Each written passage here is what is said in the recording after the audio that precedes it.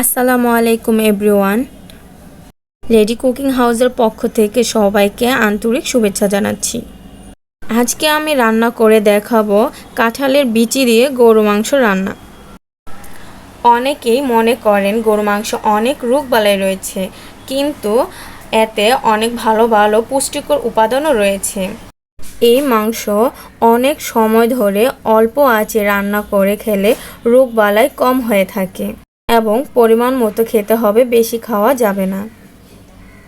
এর ফলে রোগবালাই কম হবে।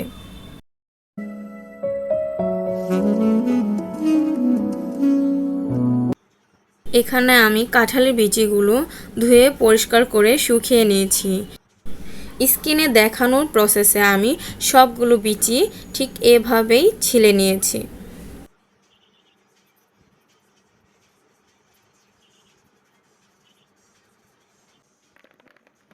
সবগুলোর বিচির সাদা অংশ আমি ছিলে নিয়েছি।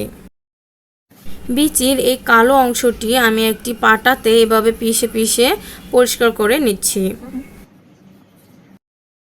বুঝতে পারছেন খুব ভালো সাদা রঙের হয়ে গিয়েছে। বীজগুলো ধুয়ে পরিষ্কার করে নিয়েছি। একটি রসুন থেতলে নিয়েছি। 3 থেকে 4টি পেঁয়াজ সুন্দরভাবে কুচি করে নিয়েছি। আর এখানে নিয়েছি 1 কেজি পরিমাণের গরু গোশত। গরু গোশতগুলোকে আমি খুব ভালো করে ধুয়ে পরিষ্কার করে নিয়েছি। এখানে নিয়েছি আমি কিছু তেজপাতা, দারচিনি, এলাচ, লবঙ্গ। চুলায় একটি ফ্রাই প্যান বসিয়েছি, পরিমাণ মতো তেল। এখন দিয়ে দিচ্ছি এলাচ, দারচিনিগুলো। এখন গরম তেলে কিছুক্ষণ ভেজে নিচ্ছি, তাতে অনেক সুন্দর একটি ফ্লেভার আসবে। দিচ্ছি সেই থেতলানো রসুনটুকু আর দিচ্ছি পেঁয়াজ। সবগুলো উপাদান খুব ভালোভাবে ভেজে নিচ্ছি। ভাজতে ভাজতে হালকা বাদামি রং করে নিচ্ছি।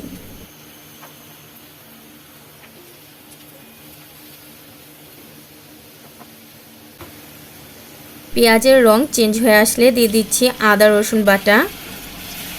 এখানে আমি আদা রসুন একসাথে বেটেছি। এখন দিচ্ছি 1.5 চামচ হলুদ, 2.5 চামচ মরিচের ফাঁকি,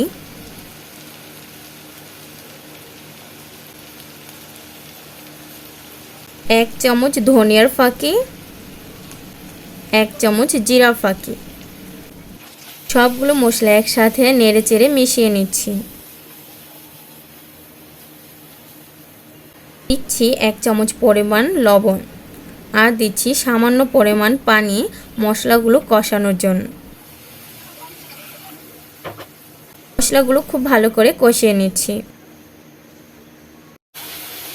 আমার এই মশলাগুলো কষানো হয়ে গিয়েছে, বোঝার কারণ উপরে তেল তেল ভেসে এসেছে। এখন দিয়ে দিচ্ছি সবটুকু গরু গোশত।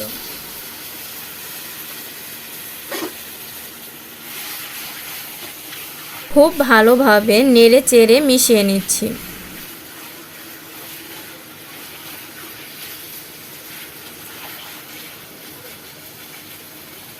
সবগুলো উপাদান মিশানো হয়ে গেলে ঢাকনা দিয়ে 4 থেকে 5 মিনিটের জন্য ঢেকে রেখে দিচ্ছি।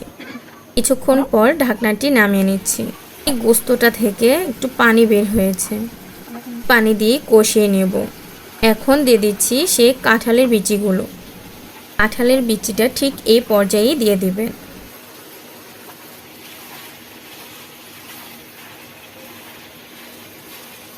সবগুলো উপাদান আবারও একটু নেড়েচেড়ে মিশিয়ে ঢাকনা দিয়ে ঢেকে রেখে দিচ্ছি 5 থেকে 6 মিনিটের জন্য। 5 থেকে 6 মিনিট পর আরও কিছু পেঁয়াজ কুচি দিয়ে দিচ্ছি, তাতে রান্নার স্বাদ আরও দ্বিগুণ বেড়ে যাবে। উপাদানগুলো মিশার জন্য আবারও একটু নেড়েচেড়ে দিচ্ছি। এখন 2 থেকে 3 মিনিটের জন্য ঢাকনা দিয়ে ঢেকে রেখে দিচ্ছি। 2 থেকে 3 মিনিট পর দেখতেই পাচ্ছেন রান্নাটি অনেকটা কষানো হয়ে গেছে, একদম পুরোপুরি কষানো হয়ে গিয়েছে। এখন দিয়ে দিচ্ছি 1.5 মগের মতো পানি। এই পানিটি দিয়েই কিন্তু মাংস এবং কাঁঠালের বিচি খুব ভালোভাবে সিদ্ধ হয়ে যাবে। রান্নায় বলক চলে আসলে চুলার আঁচটি মিডিয়ামে থেকে একটু কম করে দিব। এবং ঢাকনা দিয়ে 10 থেকে 12 মিনিটের জন্য ঢেকে রেখে দিচ্ছি। 10 থেকে 12 মিনিট পর এসে ঢাকনাটি নামিয়ে নিচ্ছি। আর দেখতে পাচ্ছেন এই মাংসগুলো খুব ভালোভাবে সিদ্ধ হয়ে গিয়েছে।